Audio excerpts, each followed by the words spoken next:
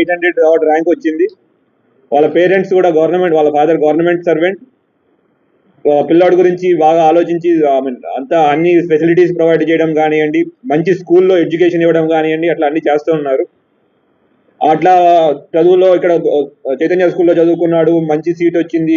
NIT ట్రిచీకి వెళ్ళాడు. అక్కడికి వెళ్ళి చెడు సావాసులకు అలవాటు పడ్డాడు. 3rd ఇయర్ తర్వాత అంటే 2018 తర్వాత చదువు డిస్కంటిన్యూ చేశాడు, చదవడం మానేశాడు. ఆ విషయం ముందు డ్రగ్స్కి అలవాటు పడుతున్న విషయం కొంచెం లేట్గా తెలిసేసరికి వాళ్ళ మదర్ వచ్చి ట్రై చేసింది. 1 నెలే ఉన్నారు, కానీ వాళ్ళ మదర్ మాట కూడా వినే సిచ్యువేషన్ నుంచి దాటిపోయాడు. అక్కడి నుంచి అతను బెంగళూరుకి వెళ్ళిపోయాడు. బెంగళూరుకి వెళ్ళి మార్కెటింగ్ అని వేరే పనులు చేస్తూ ఉన్నాడు. డబ్బులు లేవు, చేతిలో విద్యార్థి పట్టా లేదు. తెలిసిందల్లా ఈ గాంజా, మత్తు పదార్థాలకు అలవాటు. మిగతా అక్కడ సప్లై చేసే డ్రగ్ సప్లయర్స్ తో మాట్లాడి ఇతను కూడా పెడ్లర్ గా మారి